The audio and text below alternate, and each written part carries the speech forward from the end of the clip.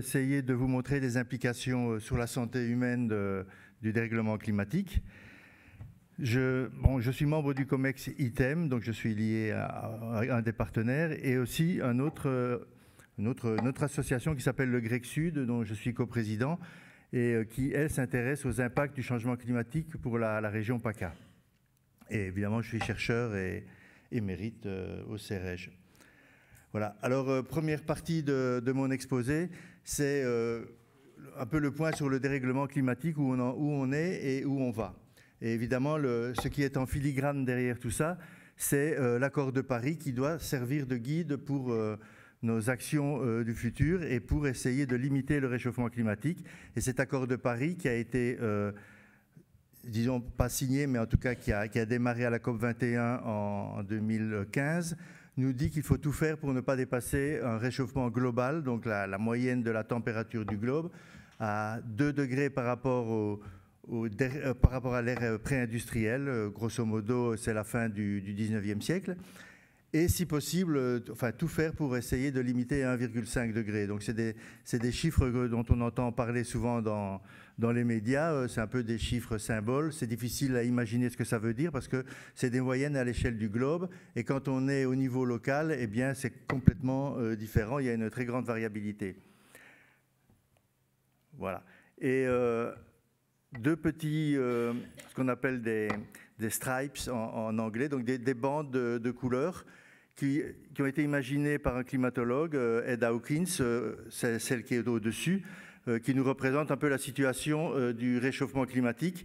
Quand c'est bleu, évidemment, ça veut dire que c'est plus froid, et quand c'est rouge, c'est plus chaud. Et on voit bien que depuis une vingtaine, trentaine d'années, eh bien, on n'a plus que des bandes rouges, et même rouge très foncé, c'est au XXIe siècle.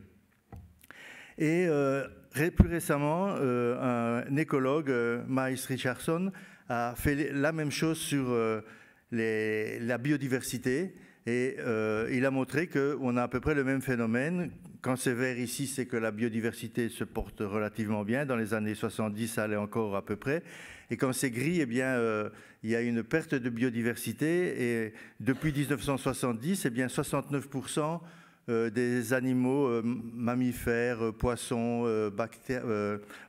je sais plus, enfin bon, bref, l'ensemble des animaux ont tendance à diminuer. 69%, c'est énorme. Alors, ce n'est pas le climat qui est responsable de ces changements dans la biodiversité, il l'est un petit peu, mais c'est les activités humaines. En fait, les mêmes activités humaines agissent sur le climat et sur la biodiversité. Mais de plus en plus, le climat va être responsable de perte de biodiversité également. Et cette figure qui a été publiée dans la synthèse du dernier rapport du GIEC montre bien que finalement nos enfants ne vivront pas dans le même monde que nos parents et que nos grands-parents. Donc ça va être évidemment très difficile pour eux de se repérer un petit peu dans ces changements. Et vous voyez jusqu'en 2020, toujours ces barres, jusqu'ici orange. Et à partir de 2020, on est dans les projections. Alors, si on met en place tout ce qu'il faut pour limiter le réchauffement climatique, donc l'accord de Paris, eh bien, on a les deux bandes en dessous, very low et low en anglais, où on va arriver à une température globale de 1,5 ou 2 degrés. Et puis, si on ne fait pas vraiment beaucoup d'efforts, on peut même aller jusqu'à 7-8 degrés de réchauffement. Donc, c'est la bande du haut. Et donc, vous voyez, les enfants qui sont nés dans les années 50, comme moi, eh bien, on a encore un climat relativement agréable, on va dire. Mais ceux qui sont nés dans les années 80, ben, il y a quand même une partie, ils auront 70 ans par exemple dans les années 50, eh bien, ça va être déjà un peu compliqué. Et puis ceux qui naissent maintenant, eh bien, ils vont connaître un monde complètement différent. Voilà. Et une autre façon de montrer les choses, c'est les températures globales. Ici, vous avez la courbe de la température moyenne de la Terre.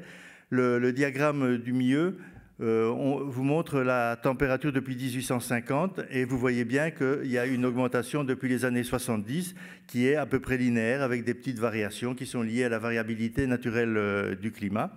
Mais il y a vraiment une tendance et on est maintenant, sur les 10 dernières années, eh bien, on a 1,1 degré au-dessus de la période pré-industrielle. Et je vous rappelle que l'accord de Paris nous impose 1,5, donc on n'en est vraiment pas loin.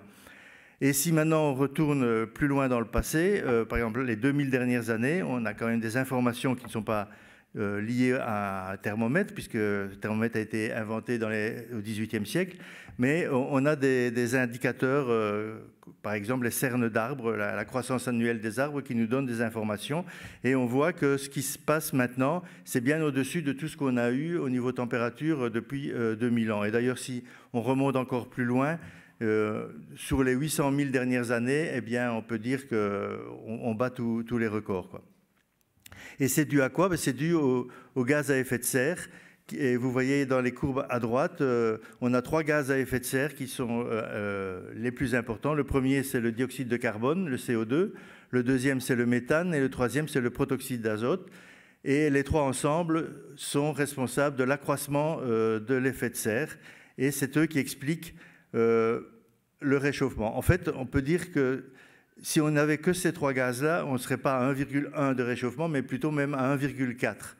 Et il y a aussi dans l'atmosphère des particules qui, en fait, nous protègent du réchauffement. Des particules qui sont issues de la pollution sont vraiment protectrices puisqu'elles empêchent une partie des rayons du soleil de passer. Et donc, ce 1,4 est ramené à 1,1 à cause de ces particules, qui en même temps génèrent d'autres problèmes, puisqu'il y a des problèmes de santé qui sont liés à la pollution de l'air. Mais ce qui risque de se passer, c'est que les mesures qu'on prend pour diminuer la pollution peuvent avoir un effet négatif sur le réchauffement et en fait accentuer le réchauffement. Alors,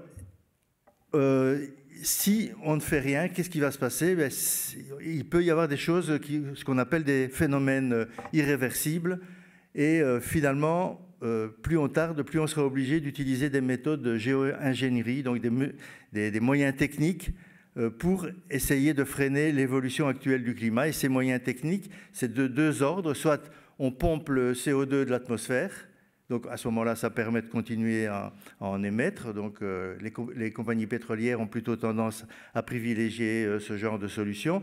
Et un autre type de solution, c'est carrément essayer d'imiter les volcans. Les volcans, quand ils explosent, ils envoient dans l'atmosphère du soufre, et ce soufre se transforme en aérosol d'acide sulfurique qui absorbe une partie du rayonnement du soleil. Donc, une des idées qui traîne, c'est d'injecter du soufre dans l'atmosphère.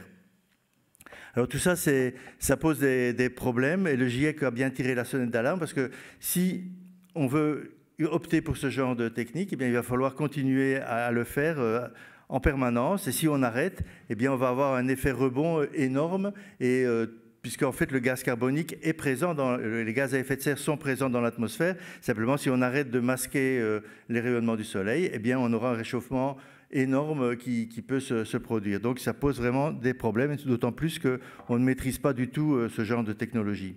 Mais en tout cas, si on ne fait rien et très rapidement, eh bien, on a des phénomènes irréversibles au niveau de l'océan. L'océan a une inertie énorme et il est en train de se réchauffer, y compris dans les profondeurs. Et ce réchauffement-là, eh bien, c'est quelque chose qui ne va pas disparaître du jour au lendemain. Si on arrêtait les émissions de gaz à effet de serre, eh bien, l'océan resterait chaud encore un certain temps. C'est pareil pour les calottes de glace. Les glaciers de montagne qui, eux, ont déjà beaucoup disparu. Il y a aussi le Groenland et l'Antarctique. Tout ce qui disparaît de glace là-bas mettra des milliers d'années à revenir si on arrêtait le réchauffement. Donc on peut considérer que c'est un phénomène irréversible. Et puis il y a la montée du niveau de la mer qui est en partie due à cette fonte de la glace. Eh bien ça mettrait aussi beaucoup de temps pour diminuer le niveau de la mer. Alors, tous les secteurs, tous les écosystèmes et tous les pays sont et seront impactés. Ça, c'est quelque chose qui est vraiment sorti de manière claire dans le dernier rapport du GIEC. Il n'y a personne qui peut dire moi, le réchauffement, ça va être bien pour mon économie. Par exemple, on entend dire par exemple qu'en Russie, la Sibérie pourrait devenir le grenier à blé, le futur grenier à blé, etc. Mais c'est un peu regarder les choses avec le petit bout de la lorgnette parce qu'il y a énormément de problèmes qui peuvent s'ajouter et même s'amplifier. Il y a les problèmes de l'eau. Alors, il y a des pays où où il va y avoir plus de précipitations. Donc, quand vous voyez des bandes vertes, ça veut dire que c'est plutôt positif. Et puis d'autres régions, comme en Méditerranée, où on aura plutôt une diminution des précipitations. On a une diminution de la production agricole un peu partout, qui c'est à la fois due au climat, mais également à la dégradation des sols. On a aussi des problèmes sur l'élevage, sur la santé, sur les pêches. Alors évidemment, les pêches sont aussi victimes de la surpêche, mais le climat est de plus en plus important. Alors au niveau de la santé, on a les maladies infectieuses, on a la malnutrition liée aux famines, qui est elle-même liée aux sécheresses.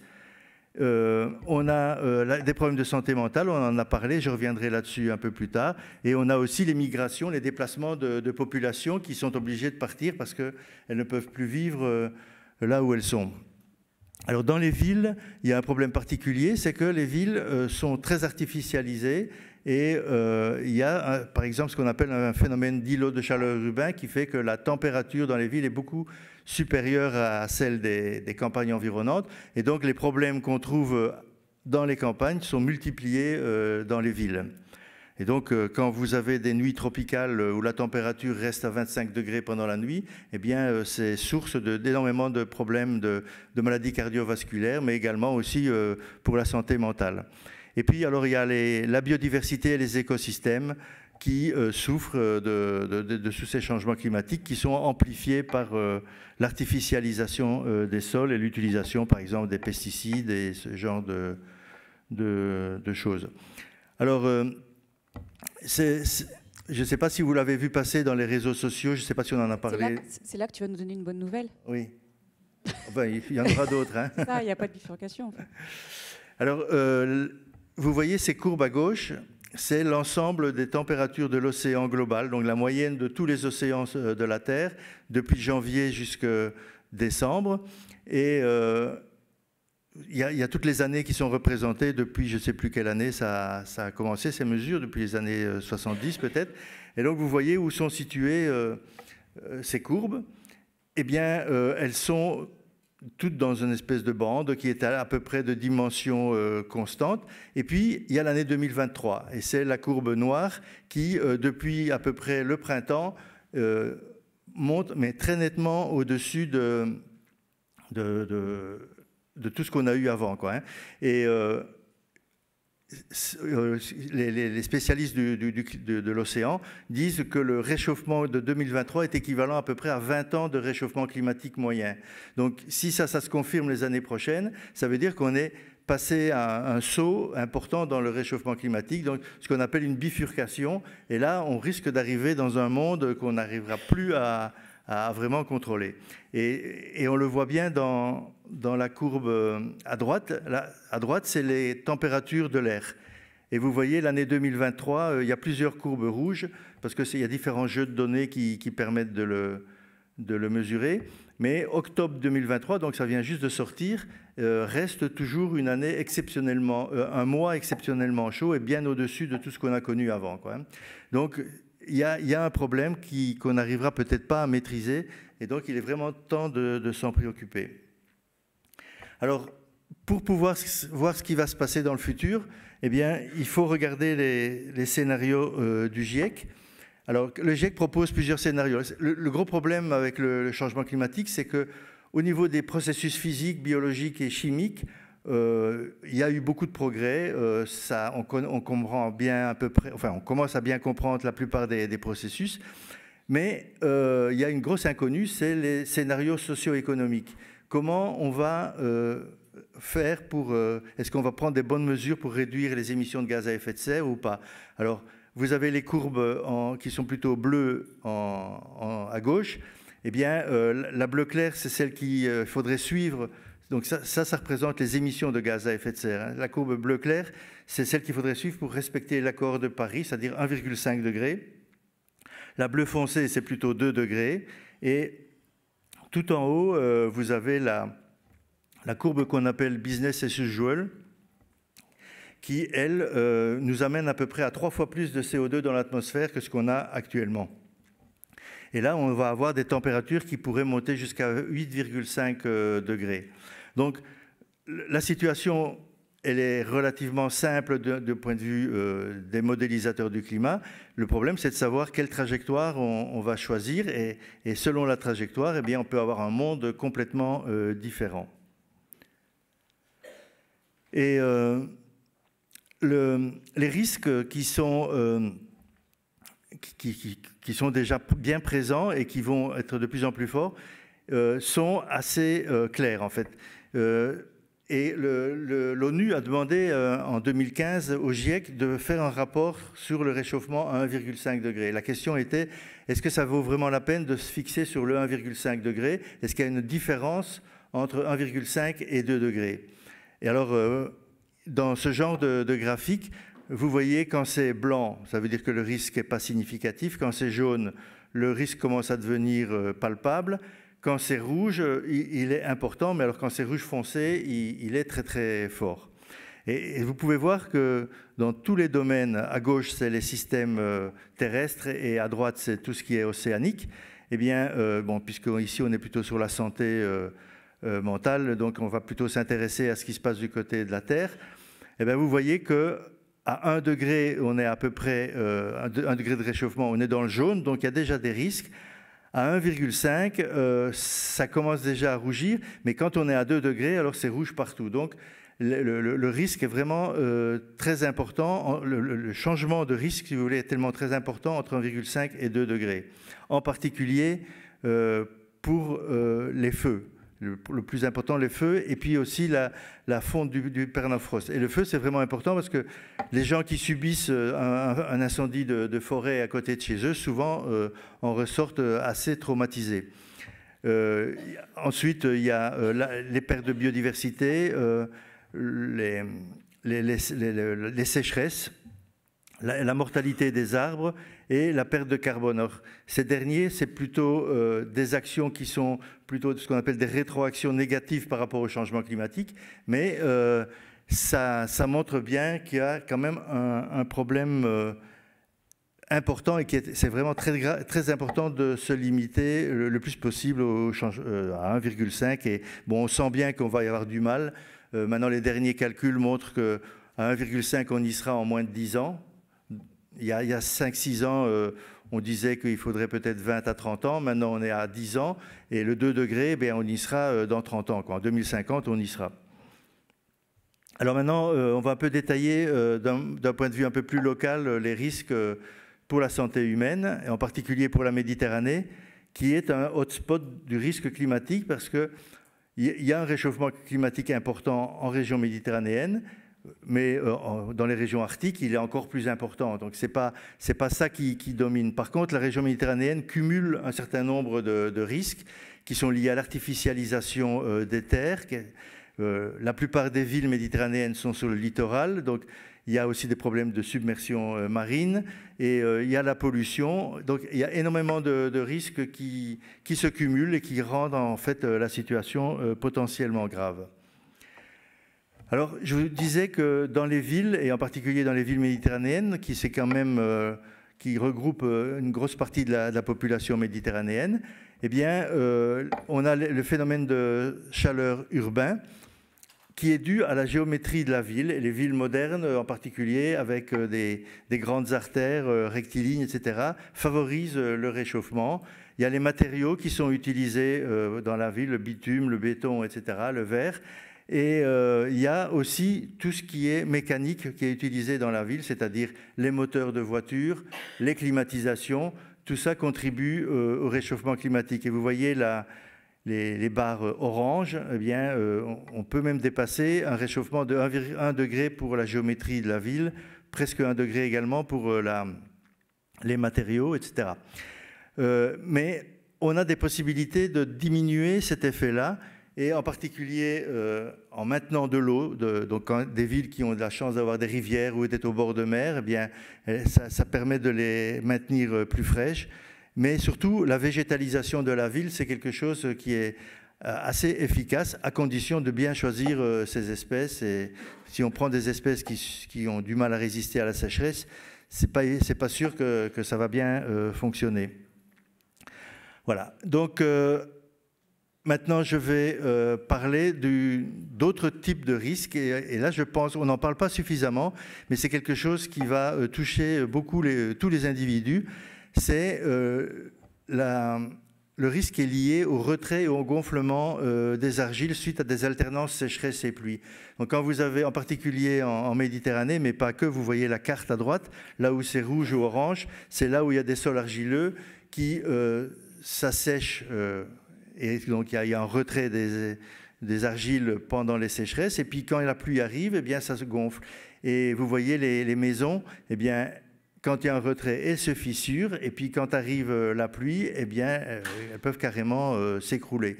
Et ça, c'est un problème qui est très important pour les compagnies d'assurance qui se demandent si elles seront encore capables d'assurer les habitations des gens. Et ça, si on ajoute d'autres risques comme les inondations qu'on a vues tout à l'heure, tout ça montre que si les assurances ne sont plus capables d'assurer notre milieu de vie, eh bien, ça va être source de gros problèmes. Évidemment, il y aura des problèmes physiques, mais beaucoup de problèmes mentaux. Et on voit que la sinistralité moyenne liée aux catastrophes naturelles augmente énormément. En 2003, c'était 1,9 milliard d'euros le coût, et en 2022, les premières estimations étaient de 1,9, mais ça a été corrigé à 2,8 milliards d'euros parce qu'il faut un certain temps pour faire les calculs. Donc, premier problème assez prégnant. Un autre, c'est pour les gens qui habitent près du niveau, sur le littoral, et c'est pas mal de monde en région méditerranéenne. Pourquoi? Simplement parce qu'il n'y a pas beaucoup de marées en région méditerranéenne. Elles sont ce qu'on appelle des micro-marées. Et donc, les gens n'ont pas eu réellement peur des marées comme ça peut se passer en Bretagne ou dans le nord de la France. Et donc, on a beaucoup d'habitations en zones qui sont inondables. Et avec l'augmentation du niveau de la mer qui est déjà de l'ordre de 20 cm, évidemment, 20 cm, ce n'est pas énorme, mais quand on a des tempêtes, par exemple, eh bien, ça peut monter de plus d'1 mètre. Et à ce moment-là, il y a différentes solutions possibles. Et bon, on prévoit qu'on pourrait arriver à 1 mètre de montée du niveau de la mer à la fin du siècle. Alors, solution, eh bien, on monte des digues, on monte des talus de protection, etc. Ou bien, on s'en va. On délocalise les villages ou les villes qui sont trop proches de la mer. Par exemple, les Saintes-Maries de la Mer, il y a de bonnes chances qu'ils ne pourront pas rester là parce que ça va devenir impossible de les protéger. Et donc là aussi, il y a des chocs psychologiques assez importants avec la nécessité de devoir partir, même si ils sont aidés par le gouvernement, quand même quitter le lieu où on a vécu, c'est un problème. Et ça, il y a beaucoup d'endroits où ça va se confirmer. Alors, prenons une catastrophe qui est assez emblématique. C'est les inondations qui ont eu lieu en Grèce et en Libye au mois de septembre. Alors, ça est parti, en particulier pour la Grèce, pendant cet été, on a eu énormément d'incendies de forêt. Il semblerait même que les incendies que les Grecs ont eus cette année, c'est les pires incendies qu'ils aient jamais eus. Alors, qu'est-ce que ça fait un incendie? Eh bien, ça fait une végétation qui disparaît. Comme ça a lieu quand il y a de la sécheresse, le sol, lui, devient dur. Et quand la pluie arrive, surtout si c'est une pluie orageuse, eh bien, ça ne s'infiltre pas dans le sol, ça s'écoule. Et ce qui est passé au début du mois de septembre, il y a eu la tempête Daniel. On a eu entre 500 et 1500 mm de pluie en 3 jours sur la Grèce et les pays voisins, la Bulgarie, la Turquie, etc. Il y a eu 15 morts en Turquie, en Grèce et en Bulgarie. Vous allez voir que ce n'est pas grand-chose à côté de la Libye, qui en a subi les conséquences un peu plus tard. Il y a eu 75 000 hectares inondés. Donc, je vous l'ai dit, c'est amplifié par l'été sec et plein d'incendies. Et cette tempête Daniel, eh bien, elle a continué à évoluer. Et vous voyez sur la carte à droite, elle est descendue vers la Libye. Et alors, elle n'a pas été pire en Libye que ce qu'elle n'a été en Grèce. Elle s'est un petit peu amplifiée parce qu'elle s'est rechargée en humidité. On a eu jusqu'à 400 mm d'eau dans une ville portuaire sur 1 heure, c'est énorme. À Marseille, il tombe en moyenne 500 mm sur 1 an. Donc vous voyez, 400 mm sur 1 heure, c'est énorme. Mais là où ça a vraiment fait beaucoup de dégâts, simplement, ça a occasionné le collapse de 2 barrages qui, en fait, à cause de la situation politique en Libye, n'étaient plus entretenus. Et donc, et c'est toute l'eau du barrage qui a été responsable. Alors, on parle de 10 000 morts, mais j'ai même entendu que ça pouvait être jusqu'à 30 000 morts parce qu'on n'a pas retrouvé tous les cadavres. Et donc, c'est quand même énorme. Et évidemment, à la base, il y a quelque chose qui est lié au changement climatique, mais il y a aussi quelque chose d'important, c'est notre capacité à nous adapter. Et là, évidemment, dans un pays qui est presque en guerre, comme la Libye, eh bien, il n'y a pas d'adaptation possible. Donc là, c'est vraiment un point important, c'est l'adaptation. Revenons tout près de chez nous. Par exemple, la canicule de 2018, eh bien, il y a eu... Bon, en particulier en ville, vous voyez la photo tout en haut à droite. Vous pouvez voir que les températures sur le bitume, au soleil, sont énormément plus élevées qu'à l'ombre, en dessous d'un arbre ou bien sur de l'herbe. Donc c'est vraiment là qu'on voit qu'il y a un effet d'îlot de chaleur urbain. Vous voyez, on peut arriver jusqu'à 52 degrés au soleil, sur le bitume. Eh bien, il y a eu, pour le mois d'août 2018, un doublement des passages aux urgences pendant la première semaine. Les pathologies, c'est déshydratation, maladies cardiovasculaires, respiratoires, système endocrinien, voies urinaires et système neurologique. Donc voilà, c'est le genre de problème qu'on a pu rencontrer à ce moment-là. Il y a eu un peu l'équivalent en 2020, puisqu'il y a eu à peu près 10 000 morts supplémentaires en 2020 sur toute la France. Il y en avait eu 15 000 de plus en 2003, qui reste encore la canicule la plus élevée. Mais en tout cas, ça montre qu'après 2003, on a pris certaines mesures pour l'adaptation, mais finalement, ce n'est pas suffisant, puisque en 2020, il y a quand même eu 10 000 morts supplémentaires. Voilà. Alors, pour résumer les risques pour la santé, eh bien, il y a les maladies respiratoires, en particulier pendant les canicules, mais aussi pendant les incendies. Il y a plein de gaz qui sont très mauvais pour les poumons. Il y a des allergies, j'en ai pas parlé, mais on a de plus en plus de maladies allergéniques qui viennent du pollen et des acariens également. On a des mortalités liées aux inondations, à la hausse du niveau de la mer. Il y a les maladies tropicales, on en a parlé tout à l'heure, avec de plus en plus de vecteurs comme le moustique tigre, mais également les tiques. Et ça nous donne des maladies de type dengue, chikungunya, Zika, etc. Et puis tout ça est amplifié par les polluants. Et quand il y a une période de pollution assez intense, le nombre de morts est beaucoup augmenté. Il y a un impact du transport routier, mais aussi maritime pour des régions comme Marseille. Et aussi en été, il y a les problèmes des eaux de baignade avec des bactéries qui peuvent provoquer des problèmes pour les baigneurs. Et si on regarde un petit peu les gens qui en subissent les conséquences le plus, qui sont les plus vulnérables, eh bien, c'est les personnes âgées et les pauvres. Donc, tout ça est accentué par les inégalités sociales. C'est vraiment très important de prendre ça en compte. Et justement, je vais un peu y revenir. Alors maintenant, on va quand même voir s'il y a des solutions ou bien s'il ne reste plus qu'à se jeter dans le vieux port. D'abord, il faut avoir bien en tête que tout le monde est un peu responsable du changement climatique, mais tout le monde n'est pas responsable de la même manière. Par exemple, le graphique que vous voyez à gauche, le rectangle vert, c'est l'Amérique du Nord, le rectangle orange, c'est l'Europe, le rouge, c'est l'Asie, et tout en bas, c'est l'Afrique, en bleu. Et la surface est proportionnelle à la quantité de gaz à effet de serre qui a été émise par ces continents depuis 1750, donc depuis qu'on utilise du charbon. Et en gros, si on additionne l'Amérique du Nord et l'Europe, eh bien, on est à peu près à 60%.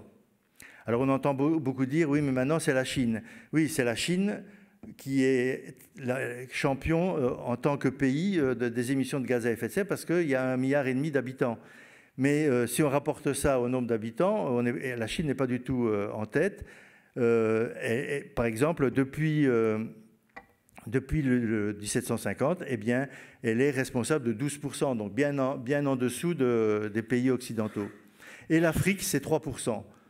Hein, et souvent, j'entends des critiques disant « Oui, mais la France est responsable de 1%, alors qu'il y a des pays comme l'Afrique où la population est énorme, c'est eux qui sont les responsables. » Non, ils sont très peu responsables parce que le vrai responsable, c'est le niveau de vie, c'est le type de société dans lequel on vit, c'est le gaspillage, en fait, c'est toute cette surconsommation sur lequel il faut jouer, ce dont parlait Henri, c'est vraiment un changement de société qu'il nous faut. Et donc, quand on sait ça, eh bien, on ne peut prendre des mesures que si on prend en compte le problème de justice climatique. Et maintenant, si on regarde à l'échelle des individus, eh bien, les 1% les plus riches du monde, c'est-à-dire là, beaucoup se trouvent en Occident, mais il y en a aussi dans les pays du Sud, eh bien, les 1% émettent 2 fois plus de carbone, c'est-à-dire 17%, que les 50% les plus pauvres qui émettent 7%. Donc, c'est d'abord vers ces gros émetteurs qu'il faut se tourner. Alors maintenant... Tu as encore 5 minutes. Oui, ben c'est bon, là j'ai encore 3 diapos, je crois.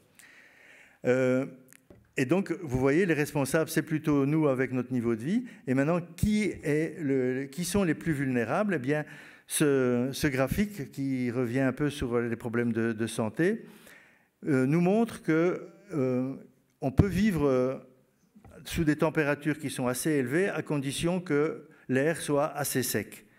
Et quand on a une combinaison de température élevée et de forte humidité, eh bien, les conditions ne sont absolument plus viables. Et vous voyez à gauche le graphique qui nous montre que, en gros, on peut supporter 40 degrés de température si l'humidité est en dessous de 50%, mais si on arrive à 100% d'humidité, eh bien, on ne va pas tolérer une température supérieure à 30 degrés. Et actuellement, les zones les plus difficilement vivables à cause de ça, eh bien, vous voyez, c'est là où c'est jaune sur la carte du milieu. Jaune, ça veut dire grosso modo qu'il y a jusque 100 jours par an où les conditions climatiques ne sont pas bonnes pour survivre dans ces endroits-là. Donc, c'est un tiers du temps. Et maintenant, si on regarde les scénarios du futur, alors vous avez en haut scénario accord de Paris, si vous voulez, et en bas, scénario business as usual. Et vous voyez, par exemple, que en bas, eh bien, il y a beaucoup de rouge. Et là où c'est rouge, ça veut dire que tous les jours de l'année auront des conditions atmosphériques qui vont rendre l'endroit absolument invivable. Donc, et c'est là que sont localisés souvent les plus pauvres. Et donc, vous voyez que les plus vulnérables sont ceux qui sont les moins responsables de la situation. Alors, qu'est-ce qu'il faut faire? Eh bien, il faut surmonter les freins. Et là, on est complètement dans le domaine de la psychologie environnementale. Il faut d'abord améliorer la perception de l'urgence à agir. C'est-à-dire que, bon, quand on a une inondation, quand on a une sécheresse, une canicule, on se rend bien compte qu'il y a un problème. Mais dès que c'est fini, eh bien, on revient aux affaires courantes et on n'est pas vraiment convaincu. Alors, c'est en partie lié au fait que les efforts qu'on peut faire pour changer la situation, eh bien, ça va mettre du temps avant de donner de l'effet. Et donc, finalement, par exemple, quand on arrête par exemple, la voiture pendant une journée ou bien pendant le Covid, pendant 1 mois et demi, il n'y avait plus de circulation, on a vu tout de suite que la qualité de l'air était bien améliorée. Et au niveau climatique, eh bien, oui, il y a un petit effet de maximum 5%, mais ça n'a pas été suffisant. Donc, c'est quelque chose qui se fait sur le long terme. Il faut favoriser une volonté politique, une exemplarité, un leadership des institutions. Donc là, les institutions, le gouvernement doit montrer l'exemple, ce qui n'est pas toujours évident non plus. Et il doit y avoir en fait une dynamique collective et il faut que tout le monde adhère à ça. Et évidemment, il faut des ressources financières, il faut des compétences. Et finalement, il y a un peu les normes culturelles et sociales. Par exemple, actuellement, ça fait bien d'avoir une grosse bagnole, un SUV. qui est très lourd et qui est très nocif pour le climat et même la pollution d'ailleurs, sauf s'il est électrique, mais encore, ça se discute. Et tout ça, il faudrait un peu inventer un nouveau style de vie qui ne mette plus l'accent sur la puissance de l'humain, quoi. Et il faut faire sauter les verrouillages aussi, les rapports de force. On a des lobbies qui sont extrêmement actifs. Il y a le poids des choix antérieurs. Par exemple, une compagnie pétrolière qui a déjà investi pendant quelques années pour extraire du pétrole, et donc il a envie de pouvoir récupérer le bénéfice de son investissement, ne fût-ce que pour payer les emprunts qu'il a dû faire. Et donc, effectivement, les choix antérieurs vont être difficiles à amortir, et il faut surtout qu'il n'y ait plus d'investissement dans les extractions des énergies fossiles. Alors, il y a un nouveau climato-scepticisme, donc vous savez ce que c'est. Les climato-sceptiques, avant, niaient l'existence du réchauffement climatique. Maintenant, c'est un peu difficile de le nier. On voit quand même bien tous les jours qu'il se passe quelque chose. Et en fait, leur discours maintenant, c'est de dire « mais c'est pas grave, on peut continuer à vivre comme on a toujours vécu, c'est la technologie qui va nous sauver ». Et ça peut être aussi particulièrement nocif. Et donc, pour terminer, il y a un effort de pédagogie à faire, et ça peut-être que nous, les scientifiques, on n'est peut-être pas suffisamment bons pour ça, mais il y a des gens qui sont spécialisés en communication pour le faire, la médiation scientifique. Il faut montrer les co-bénéfices à court terme, les co-bénéfices pour la santé, pour l'économie, pour la qualité de la vie. Donc, tout ce qu'on va faire pour le climat, évidemment, il va falloir à peu près attendre 20 ans pour qu'on voit l'effet sur le climat lui-même, mais dans l'immédiat, ça va améliorer la santé, en particulier avec la pollution, mais également en changeant notre agriculture pour une agriculture plus écologique. On aura une meilleure nourriture, une meilleure qualité. Donc l'économie, ça va aussi mieux fonctionner si on le comprend bien, avec une relocalisation des emplois, etc. Et évidemment, la qualité de vie, où on a une vie un peu moins stressante, où on a une vie un petit peu plus cool, qui permet également une meilleure santé mentale. Alors, il faut intégrer l'action pour le climat dans la stratégie de soutenabilité, et on a un outil qui est assez intéressant, qui sont les objectifs du développement durable, qui ont été promulgués par l'ONU il y a quelques années. Et dans ces objectifs, il y en a plusieurs qui sont particulièrement intéressants. Il y a la réduction des inégalités, il y a l'élimination de la pauvreté, également un meilleur équilibre de genre, dont égalité homme-femme, c'est quelque chose d'important aussi. Dans certains pays, on voit que c'est les femmes qui sont vraiment à la tête du mouvement pour l'environnement et pour le climat. Donc il faut vraiment intégrer tout ça, et disons, on ne peut pas décréter une taxe pour le climat sans prendre en compte que les moyens ne sont pas les mêmes pour toute la population. Donc il y a des enjeux d'équité et de transition juste. Et il faut aussi développer l'innovation en appui à la soutenabilité et à la sobriété. La sobriété, bien comprise, qui n'est pas simplement mettre la température à 19 degrés, il faut vraiment faire des actes à long terme, y compris sur notre consommation. Par exemple, un exemple tout simple, c'est que 30% de ce qui est produit, de la production agricole, part à la poubelle chaque année. Donc, si on éliminait ce genre de gaspillage, ça ne ferait pas beaucoup de problèmes pour notre qualité de vie. Voilà, je vous remercie. Merci.